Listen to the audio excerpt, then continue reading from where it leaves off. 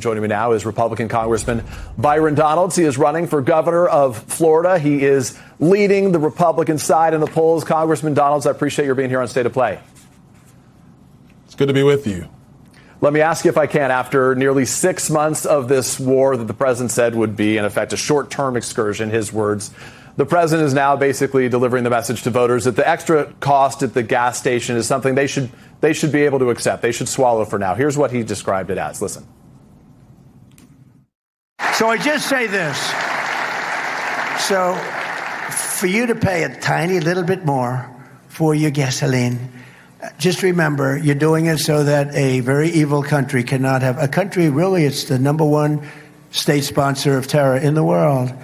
We don't want to have them have a nuclear weapon. So remember that when you have to pay a little bit more, you're at $4. It's okay. I mean, it's I'll never apologize. I did the right thing.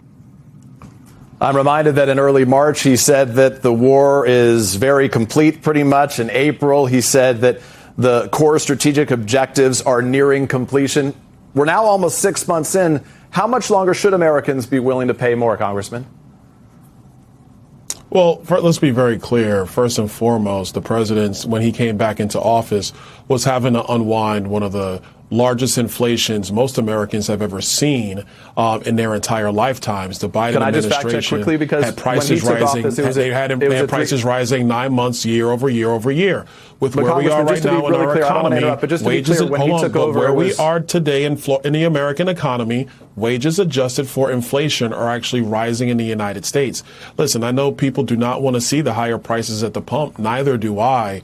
But we also have to understand that when it comes to so many aspects of our economy, we've been able to stabilize prices from the major run-ups under the Biden administration. And what's happening right now is we are trying to stop the Iranians from having a nuclear weapon. This is the same Iranian regime that does not care about people's human liberties, human freedoms. They don't care about women's rights. They don't care about anybody's rights. They just want to breed terror around the globe, and they want to have nuclear weapons. And so what's happening with the Strait of Hormuz is they're using it as an economic weapon against the West, against the American people and the people of Europe. That's what's happening. So when you're having to negotiate with that kind of an enemy, you got to be tough. You can't be soft, because all they will do is continue their journey towards nuclear weapons.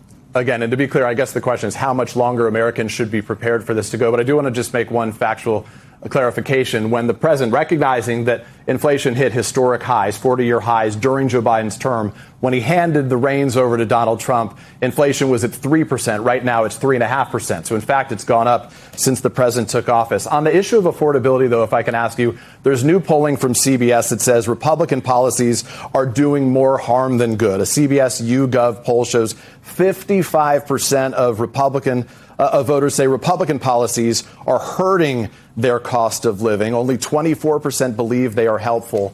Why do you think Republicans appear to be losing this argument on the topic of affordability?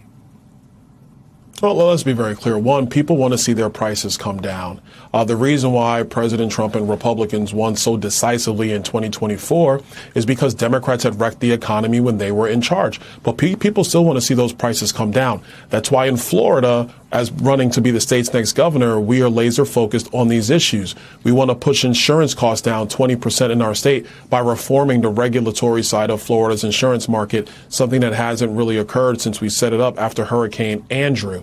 The second thing we want to do is we want to push down property taxes. There's a ballot referendum for voters in our state. Whether it passes or fails, we're going to do a review of all taxes and fees in Florida and find ways to still balance between public safety and essential services with making sure people keep more money in their pocket. That is the strategy for how you deal with affordability. The Democrats, what they're promising, not a whole lot of nothing when they're the ones that created these high prices in our country. Now they're saying that they're the ones that can fix it. It's simply not true. They've not put forward any policy that will actually fix the cost issues in our country. That's what we're proposing in my campaign for governor of Florida. Understood. And for clarity, the president, of course, said that on day one prices would come down. Orange juice is up 22%, ground beef up nearly 20%, coffee up 33%. On this issue of affordability, though, there is a policy that I think is specific to your expertise and to what's going on in Florida, and that relates to health care. You live in a state where roughly, I think it's 22% of the population is in retirement. But the president's move to end temporary protected status for Haitian immigrants has left a lot of nursing homes, as well as restaurants and others, with a real void in terms of staffing that they need to care for individuals there. This obviously is a significant community that is affected by this. How will you correct that shortage immediately? Well, first of all, it's how you train staff to come into that workforce. We do have a lot of jobs in our state where there is new training that is needed in order for other parts of our economy in our state to be able to go into some of those high need areas. But number two, let's be very clear. The reason we're in this position is because Joe Biden and the Democrats once again eviscerated every program and policy around immigration in our country. And so what happened with TPS is they took off the T. They just had protected status with no end in sight because they were not serious about protecting this country, securing its borders, and making sure we had a legal process for immigration based upon assimilation. You can't essentially let the borders of this nation be blown up, have 10 million people come into the country illegally, and then when you step in to actually fix the problem, which the American people have wanted fixed for a very long time, then you say, oh, well, what about this community or what about that community? These are tough situations to handle. We all recognize that, but there has to be a following of the rule of law. There has to be a standard when it comes to immigration and naturalization in our country. That's what President Trump and that's what Republicans are doing right now.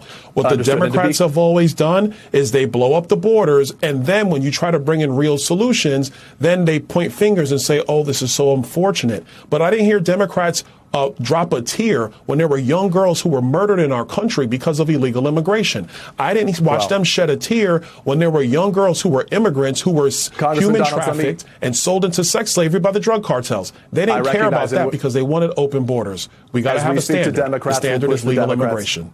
As we speak to Democrats, we'll push the Democrats on that. Obviously, the question is for you, as someone who wants to be the next Republican governor of that state. And the question is how quickly you can fix this issue. It's not a question about whether the immigration policy was working or not, but then how you resolve it for the 22% of individuals in your state that are retirees. Let me ask you, if I can, very quickly about the USS Abraham Lincoln. We've been talking about it here this morning. The president's been talking about it in recent days. Floridians are among the nearly 5,000 crew members who are aboard that ship right now. The president said that deployment was not long enough. Do you agree with that assessment? They had been there for a record length of time. Well, listen, that's a question for the commander in chief. I'm not in charge of military deployments. I'm in charge of leading I'm in charge of running to lead the state of Florida into the future. What I will tell you is that our state, we are the most veteran-friendly state in all of America. And so the conditions and, quite frankly, the retirement of our service members, that is of my top priority and what's important to me. And so the president, he's the one that's in charge of how these deployments go. He's the commander in chief. I think what we got to be careful of is not trying to do Monday morning quarterback on one story over or another. If you look at our military today, morale in the United States military is at the highest levels that it's been for a long time. Recruitment in the United States military today is at its highest levels than we've had it in quite some time. And once again, and I know how we want to talk about issues today, but you also have to look at what was happening in this country 3 years ago, because 3 years ago, everything was going wrong, especially in our military, where recruitment levels and morale was at an all-time low in the United States military under the previous administration. Understood. Obviously, we're now talking about what's going on today, and I think we would both agree that the morale of these individuals. No, we are talking about what's going on today. We are talking about what's going on today, and when you set these policies in place, you have to recognize the damage that was caused before, and you have to work diligently to fix them. Of course, we would all want to have these things fixed immediately on day one. But unfortunately, when you're digging out from terrible economic policy, terrible military policy, and quite frankly, terrible border policy from the previous administration, it takes time to work through these issues, and we're going to diligently work through them. Sure. Obviously, the president's been in office for nearly 2 years. Some could argue that these should be his responsibilities at this point. Let me ask you about Floridians, because the election, the primary, is tomorrow. Floridians are famously independent thinkers. What is one issue or policy where you differ, where you think independently from President Trump? Well, actually, it's the topic of AI. I know the president wants to see a national strategy, if you will, or a national regulatory framework on AI. I think Florida should lead. I want to see the same thing actually Governor DeSantis was pushing for.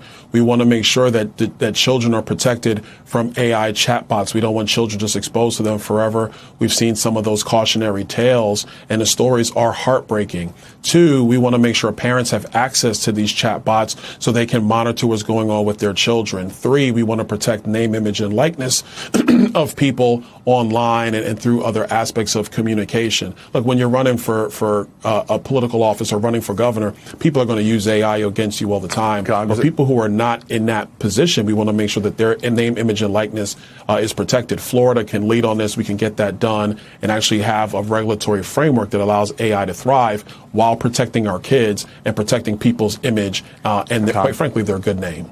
Congressman Byron Donalds, be safe on the trail. We'll be watching what happens tomorrow. Appreciate you making time for us here. Thank you.